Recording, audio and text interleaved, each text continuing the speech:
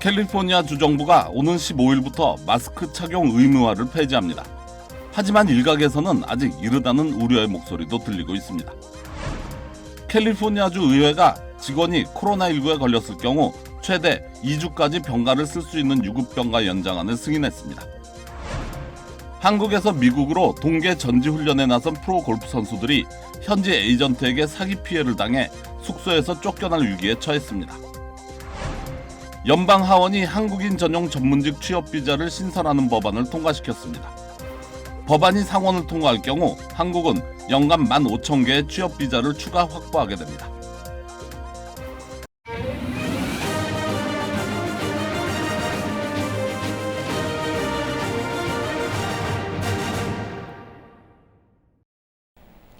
여러분 안녕하십니까? KBS 아메리카 뉴스입니다.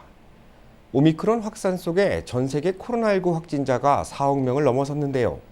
캘리포니아주에서는 확진자가 크게 줄면서 주정부가 오는 15일부터 마스크 착용 의무화를 폐지하기로 했습니다. 캘리포니아주의 방역 정책이 다음 주 화요일부터 완화됩니다. 마스크 착용이 요구되지 않고 병원 등 의료기관을 방문할 때 음성 결과 증명이 필요 없습니다. 하지만 대중교통을 이용하거나 소매업소와 식당, 영화관 등 공공장소를 출입할 경우에는 마스크를 착용해야 합니다. 새 정책을 가장 빠르게 받아들인 곳은 오렌지와 샌디에이고, 리버사이드와 샌버나디노 카운티 등입니다. 반면 LA 카운티는 마스크 착용 의무화가 유지됩니다. 오늘 LA 카운티의 신규 확진자는 4,198명, 사망자는 51명을 기록했습니다. 지난 일주일 동안 LA 카운티 인구 10만 명당 1일 평균 신규 감염자는 102명으로 지난주보다 절반 가까이 줄었습니다. 하지만 LA 카운티는 일주일 평균 신규 확진자가 인구 10만 명당 50명 아래로 내려갈 때까지 지금의 방역 정책을 유지한다는 계획입니다. 오미크론 변이 파동이 빠르게 진정세를 나타내고 있습니다. 지금까지 강력한 방역 규제를 시행했던 다른 주정부들도 마스크 착용 의무화 조치를 속속 폐지하고 있습니다. 이제는 일상으로 돌아갈 때가 됐다는 건데 아직 이르다는 우려의 목소리도 만만치 않습니다. 보도에 한봉경 기자입니다. 미국 뉴저지주가 학교 마스크 의무화 조치를 다음 달부터 폐지하겠다고 발표한 이후 캘리포니아와 코네티컷 그리고 델라웨어와 오리건주 등이 마스크 의무화 폐지 방침을 잇따라 발표했습니다. 대부분 지금까지 강력한 코로나19 방역책을 시행해온 주정부들입니다. 코네티컷과 델라웨어주는 일단 학교 마스크 규제를, 캘리포니아와 오리건주는 실내 공공장소 마스크 규제를 풀겠다고 했습니다. 다만 최종 시행은 주내 각 교육부와 자치구가 결정하게 했습니다. My recommendation is that we end the statewide mask mandate as of February 28th. 오미크론 파동이 진정세로 접어들면서 이제 일상으로 돌아갈 준비를 해야 한다는 거지만 아직 이르다는 반대의 목소리도 만만치가 않습니다. 당장 학부모들 사이에서 우려가 큽니다. I know that we are all tired of COVID, but it's still here. Unfortunately, mandates are necessary to make sure that people are still masking up indoors and protecting one another. 이와 관련해 미국 백악관은 질병통제예방센터 CDC의 학교 마스크 착용 지침을 강조하면서도 과학과 통계를 기반으로 계속 지침을 검토하고 있다고 했습니다. CDC는 지난해 5월 백신 접종자에 한해 실내 마스크 권고 조치를 해제했다가 델타발 재확산으로 돌파 감염이 늘면서 2달여 만인 7월에 다시 마스크 의무화 조치를 부활시킨 바 있습니다. 뉴욕에서 KBS 뉴스 한보경입니다. 뉴욕시가 팬데믹 기간 도입된 야외 영업 제도의 영구화를 추진하고 있습니다. 하지만 맨하탄과 브루클린 주민들은 이를 받아들일 수 없다며 시를 상대로 소송을 제기했습니다. 제1사 뉴욕 KBTV 전상희 기자가 보도합니다. 뉴욕시 도시계획위원회가 식당 5개 영업을 금지하는 조닝 규정을 삭제하는 안건을 만장일치로 통과시키고 많은 식당 주인들이 야외 식당 영업이 사업을 유지하는 데 필수적이라고 강조하고 있지만 주민들은 영구적인 야외 영업 중단을 위해 시를 고소하고 나섰습니다. 이들은 소송에서 뉴욕시가 소음, 해충, 쓰레기 축적 문제 등 주민 환경에 대한 장기적인 영향을 고려하지 않고 있다고 주장하고 있습니다. 시는 철저한 환경 검토를 실시한 결과 야외 식당 구조가 주민들에게 부정적인 영향을 미치지 않았다고 밝혔지만 소송은 시의 연구 결과에 반대하고 전체 환경 연구를 요구하고 있습니다. 이와 함께 지난 주말인 토요일에는 거의 100명의 시위대가 그리니치 빌리지에서 야외 식당 영업 반대 집회를 열었습니다. 이날 시위를 주도한 평등한 도시 정책 연합은 도시가 공공거리와 보도를 민간 산업으로 전환하고 있다고 주장했습니다. 앞서 지난 5일에도 야외 식당에 반대하는 웨스트 빌리지 주민들이 워싱턴 스퀘어 공원까지 행진하며 시위를 벌였습니다. 뉴욕시는 팬데믹 이후 5개 영업을 동참한 식당을 12,100개 정도로 추산하고 있고 일자리 10만 개를 구했다고 보고 있습니다. 한편 뉴욕시가 5개 영업 라이센스 한 건당 $1,000가 넘는 수수료를 책정할 가능성이 있을 것으로 보입니다. 뉴욕시 의회 소비자 근로자 보호위원회와 조닝 프랜차이즈 소위원회는 식당 5개 영업 영구화 조치와 관련한 조례안에 대한 청문회를 열고 본격적인 논의를 시작했습니다. 이 라이센스는 개인에게 발급되는 것으로 임대, 매매는 불가능하며 라이센스 신청 시에는 뉴욕시에서 해당 식당이나 카페가 위치한 보로의 커뮤니티 보드 의견도 함께 반영해야 합니다. KBTV 뉴스 전상입니다. 캘리포니아 주의회가 직원이 코로나19 확진 판정 시 최대 2주까지 병가를 쓸 수 있도록 하는 유급병가 추가 연장안을 승인했습니다. 26명 이상의 직원을 둔 업체들이 대상입니다. 윤범수 기자가 취재했습니다.